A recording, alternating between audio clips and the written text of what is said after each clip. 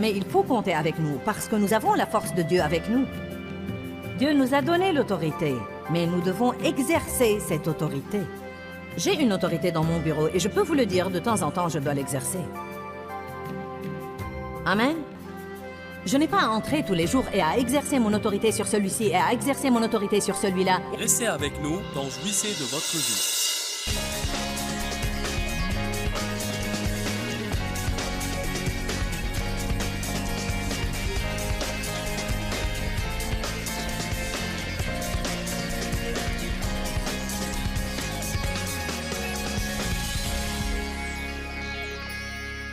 Bienvenue à la vie dans la parole. Je crois qu'aujourd'hui, vous allez apprendre des choses qui vont vraiment changer quelque chose dans votre vie et vous aider à jouir de votre vie de tous les jours. Aujourd'hui, je commence le premier enseignement d'une série intitulée « Croire en Dieu ». C'est si important d'apprendre à avoir une simple confiance et à croire Dieu. La Bible dit dans Jean chapitre 11, « Si seulement tu croyais, tu verrais la gloire de Dieu ». Et dans Hébreux chapitre 4, la Bible nous enseigne que c'est par la foi que nous entrons dans le repos de Dieu. Je veux que vous ouvriez votre cœur et que vous laissiez la parole de Dieu vous toucher pour que vous puissiez jouir de votre vie plus que jamais et être de meilleurs témoins pour le royaume de Dieu. Je fais là une série au sujet de croire Dieu.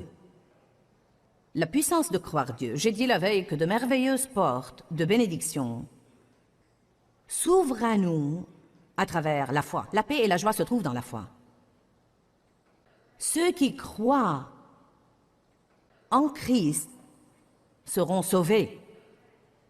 La prière de la foi est exaucée. Il y a beaucoup de choses que la Bible dit de nous et nous devons libérer notre foi en elle. Nous devons dire « je le crois ». Nous avons dit la veille que la Bible dit que nous sommes morts avec lui, que nous sommes ressuscités avec lui et que nous sommes maintenant assis dans les lieux célestes avec lui. Être assis dans les lieux célestes évoque notre position de repos.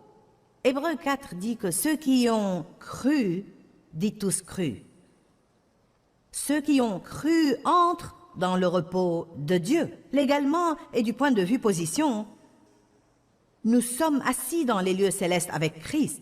Ce que je veux dire par là, c'est que légalement, c'est une affaire conclue. Jésus l'a payé. C'est notre position. Mais expérientiellement, ce n'est libéré dans notre vie que quand nous croyons. Et donc, il y a un lieu de repos pour nous. Ce repos de sabbat est pour ceux qui croient. C'est ce que la Bible dit dans le livre des Hébreux. Nous devons nous rendre compte que le repos est une force. Parfois, je crois que si nous nous asseyons pour nous reposer, nous sentons que c'est le moment le moins fort de notre vie. Nous avons tendance à penser que nous sommes forts quand nous sommes debout et en action. En fait, spirituellement, quand vous entrez dans le repos de Dieu, c'est la position la plus forte que vous puissiez avoir. Dieu le Père a dit à Jésus, « Viens maintenant, ton travail accompli. Tu as fait ce que je t'ai envoyé faire. Viens et assieds-toi à ma droite jusqu'à ce que je fasse de tes ennemis ton marchepied. » Dieu a dit aux Israélites, « Gardez votre paix. Restez calmes et je combattrai pour vous. » Romains 16, 20 dit « Et le Dieu de paix écrasera bientôt Satan sous vos pieds. » Si j'ai un problème au sujet duquel je veux que Dieu fasse quelque chose, je ne vais pas réussir à faire intervenir Dieu en étant bouleversé. Je ne vais pas réussir à faire intervenir Dieu en m'inquiétant et en essayant de comprendre les choses, en étant frustré, en luttant et en me livrant à toutes sortes d'œuvres de la chair qui sont mon plan pour résoudre le problème. Je peux bien faire certaines choses, mais je ne peux faire que ce que Dieu m'ordonne de faire. Si Dieu n'en est pas l'auteur, il ne va pas les finir. Nous commençons des choses et nous sommes fâchés quand Dieu ne les finit pas. Amen. Alors, si je veux que Dieu œuvre pour moi, à ce moment-là, je dois croire Dieu.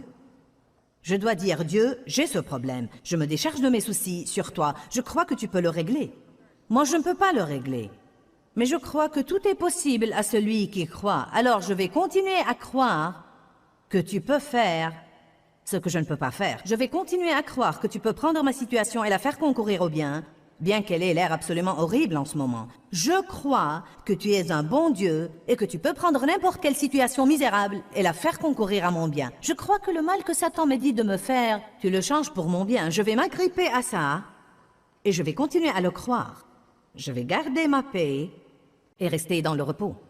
En ce moment, quoi qu'il ne semble pas que quelque chose se passe, je crois que tu y œuvres. En ce moment, je crois que tu œuvres. Je crois que tu œuvres en moi. Je crois que tu me changes. Je crois que tu changes ma famille. Je crois que tu changes mes finances. Je crois que tu changes mon patron. Et je verrai le résultat de ma foi en toi. Dans l'économie de Dieu, vous devez croire avant de voir. Vous devez vous le rappeler, dans l'économie de Dieu, et j'entends par économie la façon dont Dieu fait les choses. D'abord, vous croyez, ensuite vous voyez. Dans le monde, nous avons la mentalité opposée. Nous ne croyons que ce que nous voyons. En fait, je suis de Missouri, l'État des sceptiques. Eh bien, il y a une telle façon de penser. Nous ne croyons que ce que nous voyons. Nous ne croyons que ce que nous sentons. Nous devons parfois nous demander, croyons-nous le Dieu de nos sentiments ou le Dieu de la Bible? Nous marchons par la foi et non par la vue. La Bible dit que nous avons une autorité en tant que croyants. Une autorité. Le diable ne peut pas nous bousculer. Nous pouvons lui résister. Nous pouvons le réprimer. Nous pouvons le lier. Nous devons réaliser que ce n'est pas une chose automatique. Ce n'est pas parce que la Bible dit que j'ai quelque chose qu'elle devient mienne automatiquement. C'est une possibilité si je joue mon rôle. Dieu a joué son rôle, et je peux voir cette chose se passer dans ma vie si je joue le rôle que Dieu me donne à jouer. Il nous donne quelque chose à faire, mais il nous donne également la grâce pour le faire. Nous n'avons vraiment pas le mérite de quoi que ce soit. Même les bonnes choses que nous faisons, nous les faisons par la force de Dieu. Nous devons boucler la boucle et revenir au point de départ et lui donner le mérite. Je veux que nous lisions plusieurs écritures. Nous avons besoin d'un rappel ce matin. C'est bien plus qu'un rappel. Nous allons étudier d'autres aspects de la chose ce soir. Ça va vraiment être un puissant rappel du Saint-Esprit que vous avez une autorité en tant que croyant. Vous n'êtes pas des mauviettes, vous êtes des personnes avec lesquelles il faut compter, car celui qui est en vous est plus grand que celui qui est dans le monde. La Bible dit que nous sommes plus que vainqueurs par le Christ qui nous aime. Si Dieu est pour moi, qui peut être contre moi? Si Dieu est pour moi, de qui aurais-je peur? Ce sont les choses que nous ne devons jamais perdre de vue, car le diable nous déteste tous les jours. Tous les jours, il a un plan pour votre destruction et pour ma destruction. Tous les jours, incessamment, implacablement, Satan nous fait la guerre. Il assaille notre esprit, il assaille nos émotions, il assaille nos relations. Surtout, je pense, l'ennemi assaille les relations parce qu'il est absolument pétrifié par l'unité.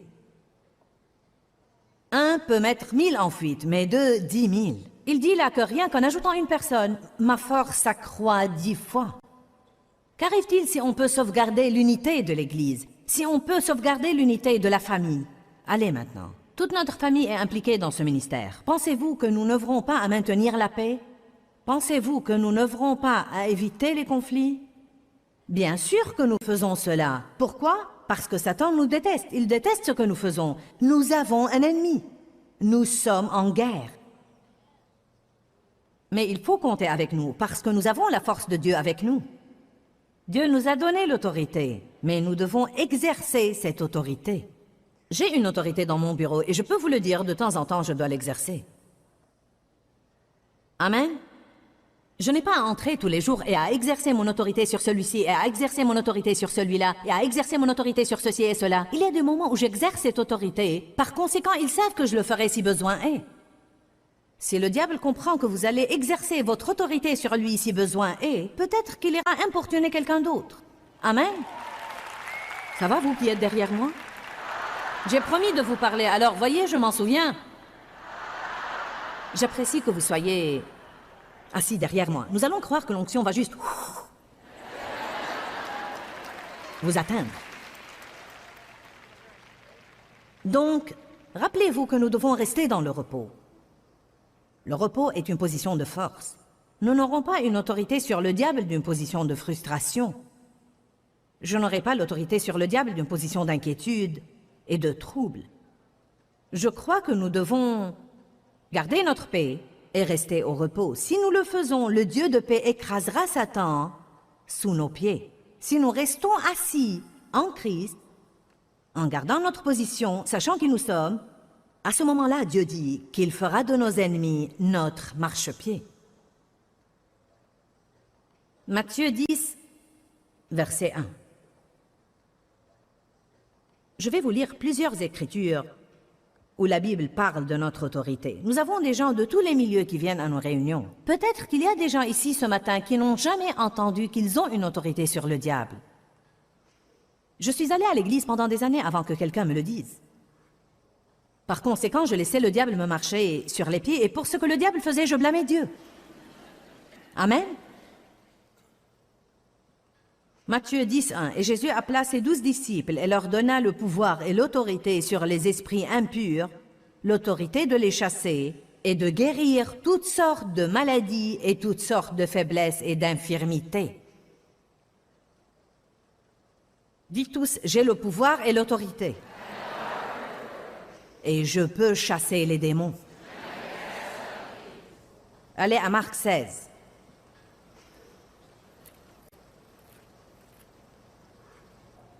Vous devez comprendre que ce que Jésus a donné à ses 12, il s'attend à ce que nous l'ayons également. Ils n'étaient pas les seuls à être investis de quelque chose, ils étaient le premier groupe représentatif initial.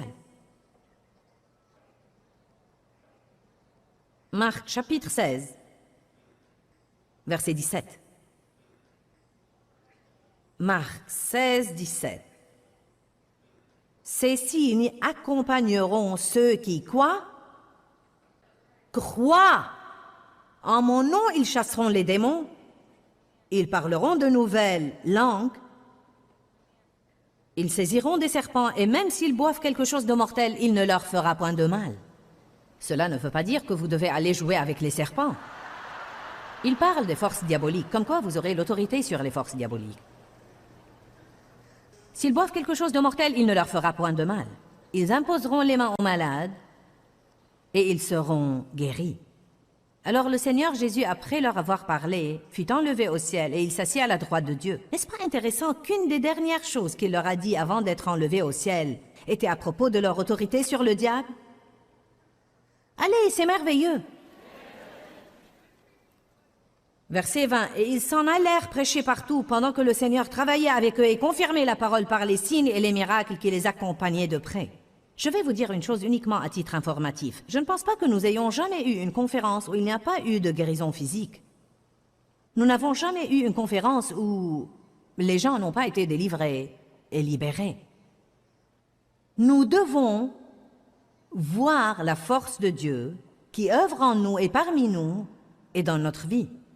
Nous devons écouter des témoignages sur cette force. Des témoignages. J'ai reçu ceci cette semaine. Sonia a écrit que la dernière fois qu'elle était à Phoenix, elle est allée à la conférence. Elle avait une tumeur dans son utérus. Elle devait se faire opérer en rentrant de la conférence. Sonia nous raconte que le gynécologue était choqué de constater qu'il n'y avait rien à l'échographie. Dieu a œuvré à travers moi pour la guérir. Eh bien, ça ne me rend guère meilleure que d'autres. Cela veut simplement dire que je suis une croyante qui croit. Nous avons une église pleine de croyants incroyants. Nous nous faisons appeler croyants. Mais en quoi croyons-nous? Vous savez, je crois que j'ai une autorité sur les démons. Je crois que quand je lis l'homme fort, il est lié et je peux aller piller son royaume. Je crois que quand je prêche la parole de Dieu, je le crois en ce moment, que les mots que je prononce sont comme des pilules de force. Ils ont littéralement une force inhérente à eux pour changer votre vie. C'est à cet effet que je prie avant de venir aux réunions. Je crois que quand je prêche, les malades guérissent. Je crois que quand je prêche, l'onction détruit le joug de la servitude et le brise de la vie des gens. Vous allez recevoir ce que vous croyez. Qu'il te soit fait selon ta foi. Je peux venir et croire, je vais donner un bon message. Eh bien, cela est bon, mais je peux croire à beaucoup plus. Encore une fois, la Bible dit qu'il te soit fait selon ta foi. Voilà pourquoi je vous encourage quand vous venez. Ne venez pas simplement pour l'enseignement. Croyez, je vais aller là-bas, Dieu, et je vais apprendre la parole, mais comme je m'assieds dans cette onction collective, je m'attends à ce que les esclavages se brisent de ma vie. Vous devez ouvrir la bouche, vous devez prier, et vous devez dire à Dieu ce que vous attendez. Amen. Vous devez lier le diable et vous devez le réprimer. Vous devez dire, je te lie, tu ne vas pas me voler. Je te réprime, tu ne vas rien m'enlever. Je lie l'homme fort pour que je puisse piller ton royaume aujourd'hui, diable. Ce qui est à moi va être à moi. Je vais aller à cette conférence et je vais en sortir guéri. Je vais m'imprégner de cette onction et de cette force guérissante. Vous allez recevoir selon votre foi. Vous croyez à un peu et vous recevez un peu. N'allez pas rester à ne rien faire et croire à un peu, puis jalouser ceux qui croient à beaucoup et le reçoivent.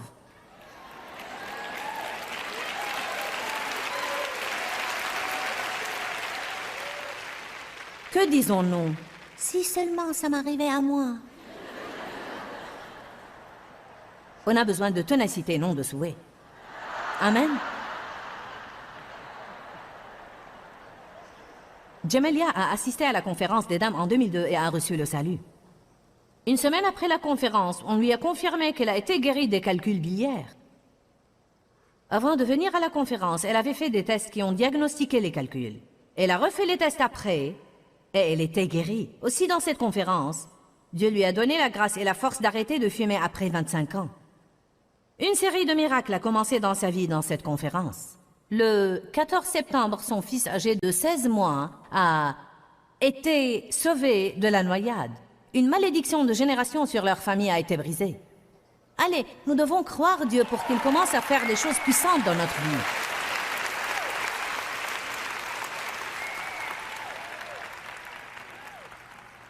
Ces signes accompagneront ceux qui croient. Je ne pense pas que ces signes accompagneront ceux qui croient en Jésus. Je pense que ces signes accompagneront ceux qui croient que ces signes les accompagneront. Parfois, nous faisons fausse route. Je suis un croyant. Pourquoi ces signes ne m'accompagneraient-ils pas?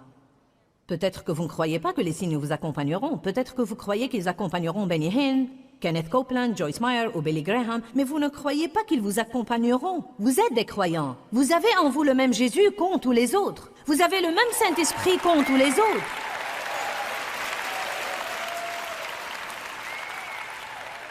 Si vous pensez que vous allez ne rien faire et me donner tout le travail, alors vous vous trompez. Amen. Je suis grand-mère. Ah oui, petits-enfants, je ne veux pas faire tout le travail toute seule. Nous sommes censés former les croyants afin qu'ils aillent faire le travail du ministère. Je veux vous appeler et vous dire, venez chasser ce diable. Je suis fatiguée aujourd'hui. Ouh, alléluia.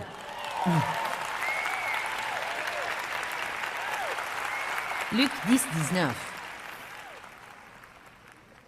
J'ai l'impression que nous devons nous secouer à nouveau et savoir qui nous sommes et nous rendre compte de la force qui est en nous et non pas traîner et dire « Oh, c'est le diable !»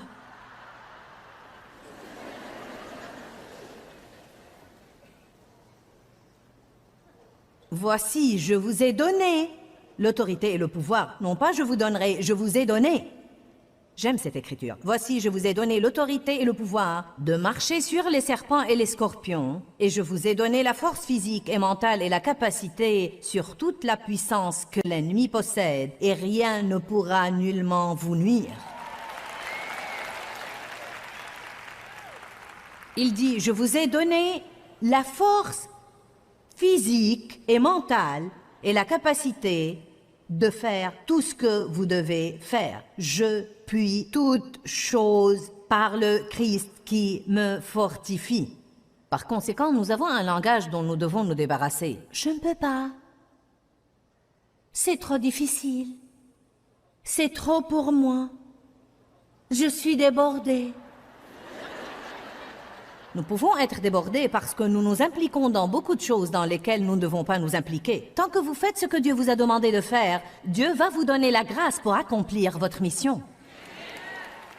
Je suis appelée à enseigner l'Évangile. Donc, si je me concentre sur ça, Dieu va me donner la force de faire ce que je dois faire. Afin de faire ce qu'il m'a appelé à faire, peut-être que je dois dire non à un tas de trucs que les gens veulent que je fasse et qui n'ont rien à faire avec ce que Dieu m'a appelé à faire. Maintenant, quelqu'un doit retirer un message de ça. M'avez-vous entendu? Je ferais mieux de le dire à nouveau. Nous avons tous une mission de Dieu. Tous. Non seulement moi, nous tous. Tous ceux qui nous regardent à la télé, tous, nous avons tous une mission de Dieu. Nos missions ne sont pas les mêmes, mais nous avons une mission de Dieu. Dieu nous donne la grâce pour accomplir notre mission. La grâce est la force du Saint-Esprit. Si nous nous concentrons sur notre mission et nous faisons ce que Dieu nous a donné à faire, nous aurons toujours la force pour le faire. Ce qui nous fait perdre les pédales, c'est les autres qui viennent et veulent que nous fassions un tas de trucs qui n'ont rien à faire avec ce que Dieu nous a assigné. Ensuite, parce que nous voulons plaire aux gens ou par crainte des gens, ou parce que nous sommes confus au sujet de ce que nous devons faire en tant que chrétiens, nous nous impliquons dans un tas de trucs que Dieu ne nous a pas assignés. Cela épuise notre énergie et nous n'avons plus la force de faire ce que Dieu nous a donné à faire. Si nous voulons faire ce que Dieu nous a donné à faire, disons non aux choses auxquelles nous devons dire non et oui aux choses auxquelles nous devons dire oui. Nous pouvons tout faire par le Christ qui nous fortifie, mais ce doit être tout ce que Dieu nous a donné à faire. Amen.